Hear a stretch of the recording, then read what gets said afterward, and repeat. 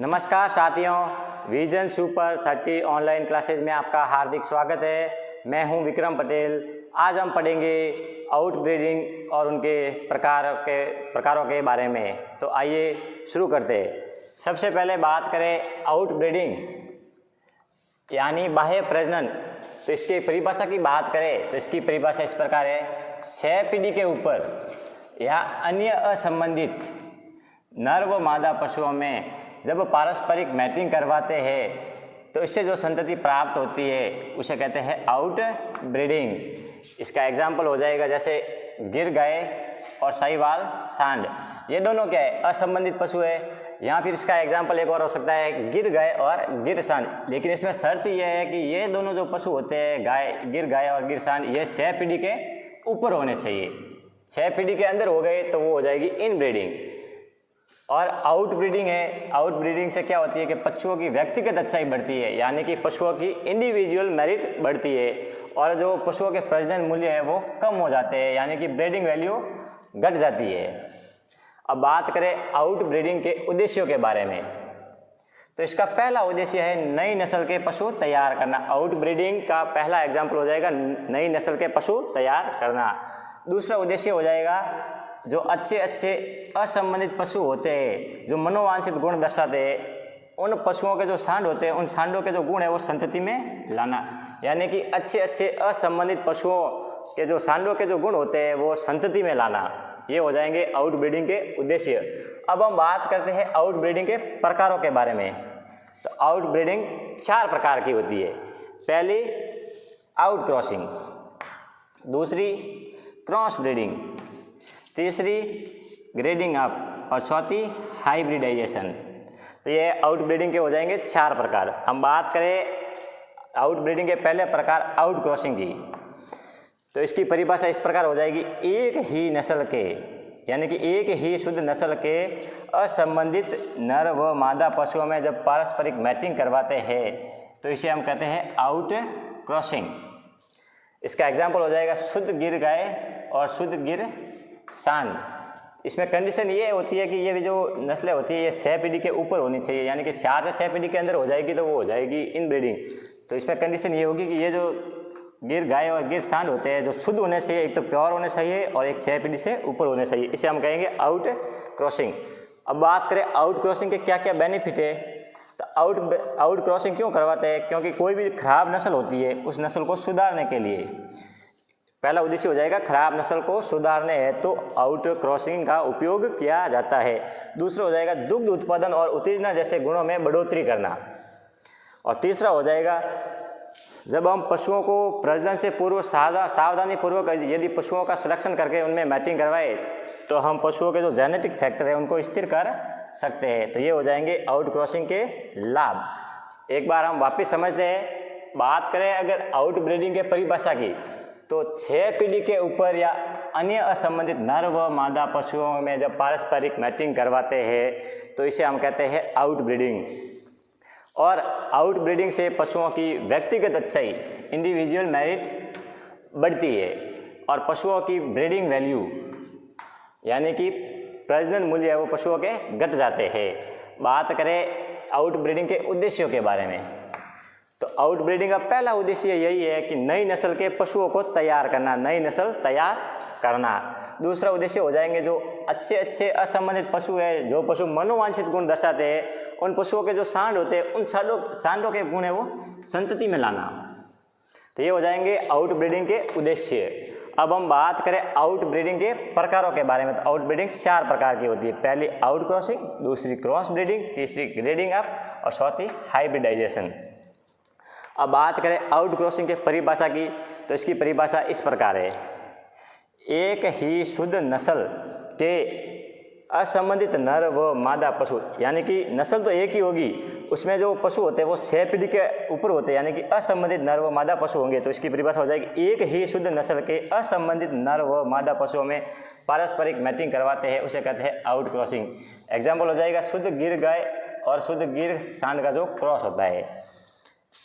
इसके बेनिफिट क्या क्या होंगे आउट क्रॉसिंग के? पहला हो जाएगा खराब नस्ल को सुधारने हेतु आउट क्रॉसिंग का उपयोग किया जाता है। दूसरा हो जाएगा दुग्ध उत्पादन और उत्तेजना जैसे गुणों में बढ़ोतरी करना।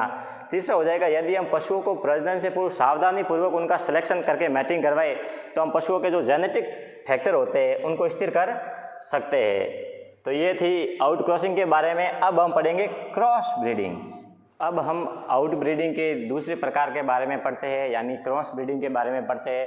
तो सबसे पहले बात करें क्रॉस ब्रीडिंग की परिभाषा की, तो इसकी परिभाषा इस प्रकार है, एक ही जाति के दो भिन्न भिन्न नस्लों के शुद्ध नर व मादा पशुओं में पारस्परिक मैटिंग करवाते हैं तो उसे हम कहते हैं क्रॉस ब्रीडिंग। यानी एक ही नस्ल के एक ही जाति के दो भिन्न भिन्न नस्लों के शुद्ध नर व मादा पशुओं में पारस्परिक मैटिंग करवाना क्रॉस ब्रीडिंग कहलाता है। इसका उदाहरण हो जाएगा शुद्ध गिर गाय और शुद्ध थारपारकर सांड। जाति दोनों में एक ही है, दोनों गाय की जाती है, लेकिन दोनों नस्लें है वो अलग अलग है। तो इसमें दोनों ही नस्लें प्योर है, तो इसमें जब हम मैटिंग करवाएंगे तो उसे हम कहेंगे क्रॉस ब्रीडिंग। बात करें क्रॉस ब्रीडिंग के प्रकार के बारे में, तो क्रॉस ब्रीडिंग का पहला प्रकार है क्रिस क्रॉस। तो सबसे पहले पढ़ते हैं हम क्रिस क्रॉस के बारे में।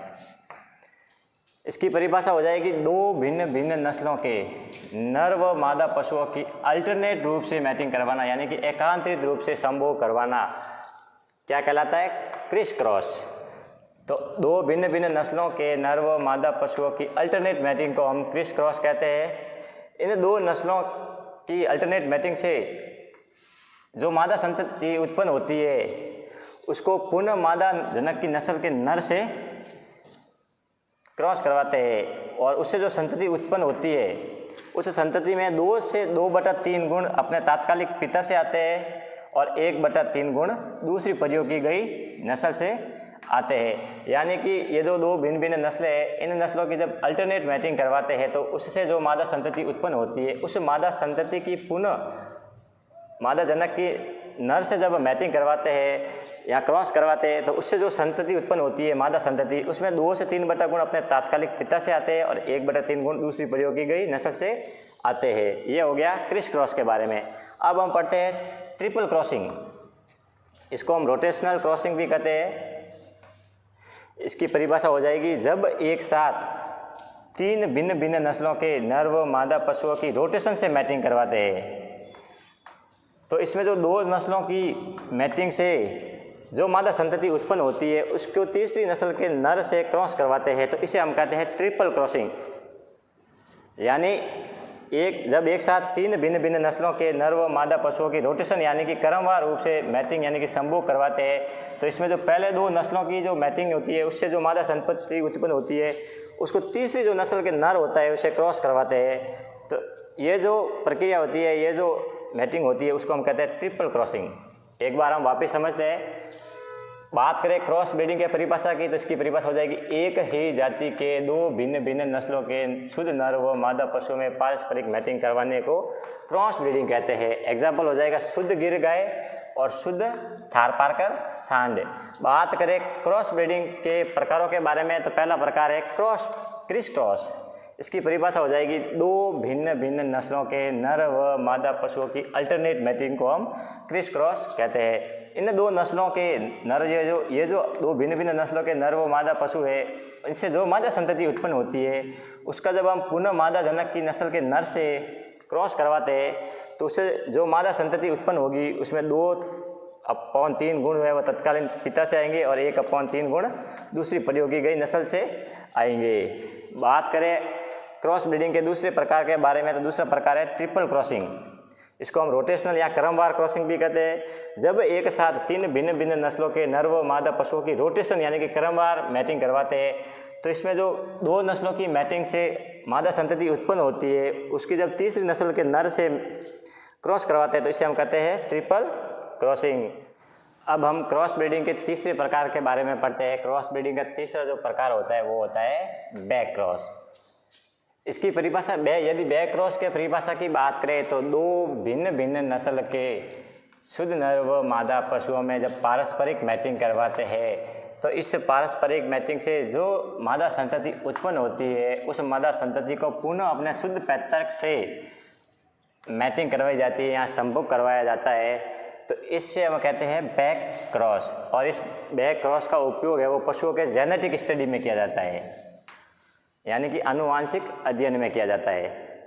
बात करें क्रॉस ब्रीडिंग के चौथे प्रकार की, तो क्रॉस ब्रीडिंग का चौथा प्रकार है टॉप क्रॉसिंग। अगर हम टॉप क्रॉसिंग की परिभाषा की बात करें तो एक इनब्रेड लाइन के नर की एक नॉन इनब्रेड लाइन की मादा से मैटिंग करवाने को हम कहते हैं टॉप क्रॉसिंग, यानी एक इनब्रेड लाइन के नर की नॉन इनब्रेड लाइन की मादा से मैटिंग करवाने को हम टॉप क्रॉसिंग कहते हैं। ये जो टॉप क्रॉसिंग होती है इससे वो प्योर ब्रीड पशु पैदा किए जा सकते हैं, यानी कि शुद्ध नस्ल के पशु पैदा किए जा सकते हैं। टॉप क्रॉसिंग में जो मादा पशु होता है उसको अपनी वंशावली के अंतिम सांड से मिलाई जाती है। एक बार वापस समझते हैं, बैक क्रॉस की परिभाषा की बात करें तो दो भिन्न भिन्न नस्लों के शुद्ध नर व मादा पशुओं में पारस्परिक मैटिंग करवाने से जो मादा संतति उत्पन्न होती है उस मादा संतति को पुनः अपने शुद्ध पैतृक से मैटिंग करवाई जाती है, जिसे हम बैक क्रॉस कहते हैं। इस बैक क्रॉस का अध्ययन पशुओं के जेनेटिक स्टडी में किया जाता है, यानी कि आनुवांशिक अध्ययन में किया जाता है। क्रॉस ब्रीडिंग के चौथा प्रकार होता है टॉप क्रॉसिंग। अगर हम टॉप क्रॉसिंग की परिभाषा की बात करें तो एक इनब्रेड लाइन के नर की एक नॉन इनब्रेड लाइन की मादा से मैटिंग करवाना टॉप क्रॉसिंग कहलाता है। टॉप क्रॉसिंग में मादा पशु अपनी वंशावली के अंतिम सांड से मिलाई जाती है। जो मादा पशु होता है अपनी वंशावली, यानी कि अपनी जो पेडिग्री, जो मादा की पेडिग्री है उसका जो अंतिम सांड है उससे मादा पशु को मिलाया जाता है। टॉप क्रॉसिंग से प्योर ब्रीड पशु पैदा किए जाते हैं, यानी कि शुद्ध नस्ल के पशु पैदा किए जाते हैं।